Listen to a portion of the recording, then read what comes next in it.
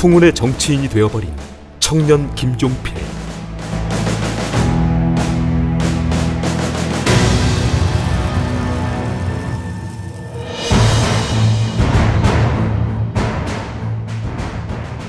김종필의 아버지는 선친으로부터 1천석의 재산을 물려받은 지역의 유지였고 일제강점기 토지 측량사와 마을의 면장을 지내기도 했다.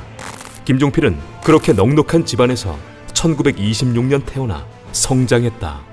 그러한 아버지 덕에 부족함 없이 성장한 김종필은 아버지로부터 붓글씨와 검도 등을 배우기도 했고 그의 어린 시절에 대해 김종필의 형인 김종락은 전쟁놀이를 좋아했고 그중 꼭 대장이 되어야만 했던 아이였음을 말한 적이 있다.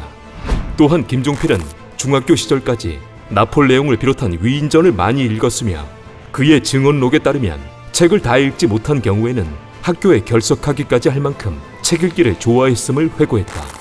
이후 김종필은 1944년 4월 일본으로 유학을 떠났지만 얼마 지나지 않아 귀국하게 되었는데 그가 귀국한 이유에 대해서는 같은 듯 다른 두 가지 이유가 있다. 첫 번째는 김종필이 유학 간 지 얼마 지나지 않아 학교의 일본인 선배가 조선인은 왜 병역 의무에 참여하지 않냐라 말을 하자 일본인 선배에게 주먹을 날렸고 후한이 두려워 도망치듯 귀국한 이야기이고, 두 번째는 태평양 전쟁에 징집될 우려가 있어 그의 아버지가 자퇴를 권유하여 귀국했다는 이야기다. 일본에서 귀국한 김종필은 선생님이 되고자 당시 1년 과정이었던 대전 사범대학교에 입학했다. 그리고 그가 교생 실습 중이었던 어느 날 그의 어머니는 학교에 교장을 가져다 주라며 김종필에게 곶감을 주었고 그는 일본인 교장의 집으로 향했다. 그가 교장의 집에 들어서자 일본인 교장의 가족은 그를 본체 만체 했고 김종필이 손에 들고 있는 곶감을 선물이라며 주려 하자 그때서야 웃어 보이며 일본인 교장의 안사람은 곶감을 받으려 했다. 김종필은 그 모습이 어찌나 꼴보기 싫었는지 고약한 여편네라는 말을 던지고 돌아와 버렸다. 다음 날 아침 일본인 교장은 김종필을 불러 젊은 놈이 그런 신뢰가 어디 있냐며 내 얼굴에 주먹을 날렸고 김종필도 지기 싫어 가족이 먼저 신뢰했다며 교장에게 주먹을 날리고 말았다. 둘의 다툼은 주변 사람들에 말려 더 번지지는 않았지만 일본인 교장은 헌병대에 전화를 걸어 김종필을 데려가라 말했고 그 길로 출동한 헌병대 차에 실려 그는 철창에 갇히고 말았다. 그렇게 갇히게 된 김종필은 그의 아버지가 빌고 빌어 퇴교는 간신히 면했지만 조사를 받아야만 했다. 간신히 아버지 덕에 풀려나기는 했지만 김종필은 일본인 교장을 때린 것에 대한 보복 조치로 충남 바닷가 마을의 시골 학교로 발령받고 말았다. 시골 학교에서 근무한 지 4개월이 지난 1945년 8월 나라는 해방이 되었고 김종필은 해방된 나라에서 시골 학교 교사로 안주할 수 없다는 생각이 들어 이듬해인 1946년 서울대학교 사범대에 진학하게 된다. 그가 대학교 2학년이 되던 해 그에게 슬픈 소식이 전해지는데 김종필에게 늘 버팀목이 돼주었던 그의 아버지가 돌아가셨다는 소식이었다.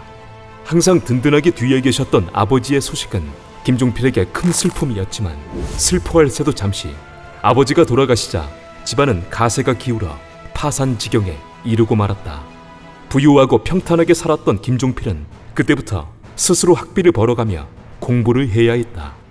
이후 그는 아버지가 생전 마련해준 자신의 서울집을 정리한 후 택시 한 대를 구입해 택시 영업을 시작해 보았으나 학비 조달이 여의치 않아 대학 3학년 1학기를 끝으로 학업을 포기해야만 했다. 그리고 한 달 정도의 시간이 지났을까 택시 영업 중이던 김종필의 차량에 전차가 덮치는 사고가 일어나고 말았고 그의 차량은 반파되었으며 그렇게 김종필은 운수업을 접어야만 했다.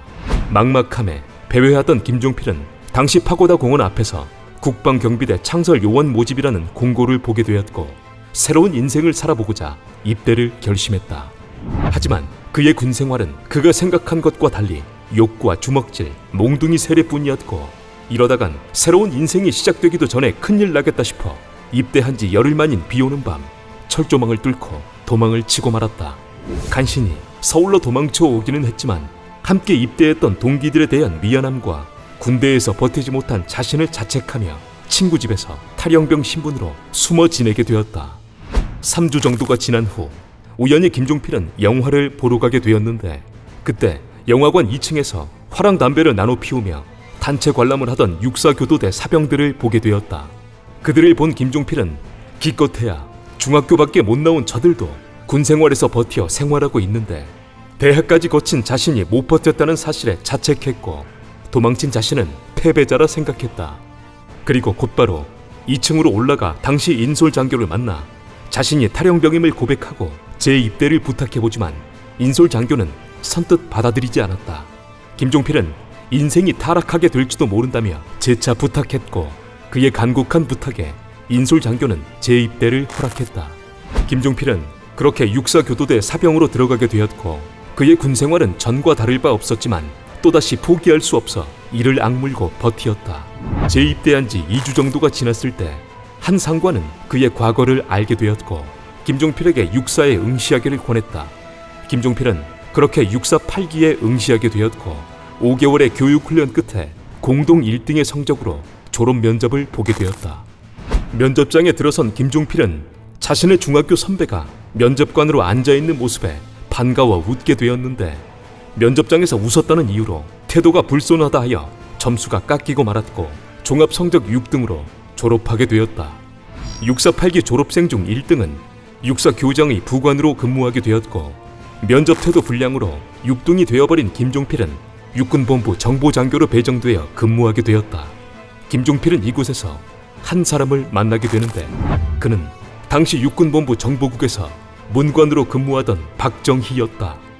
1950년 6.25가 일어나기 전이었던 어느 날 점심, 박정희는 김종필에게 국수나 먹으러 가자며 자신의 관사로 김종필을 데려갔고 그곳에서 자신의 배우자이자 박정희의 조카딸인 박영옥과 처음 만나게 되었다.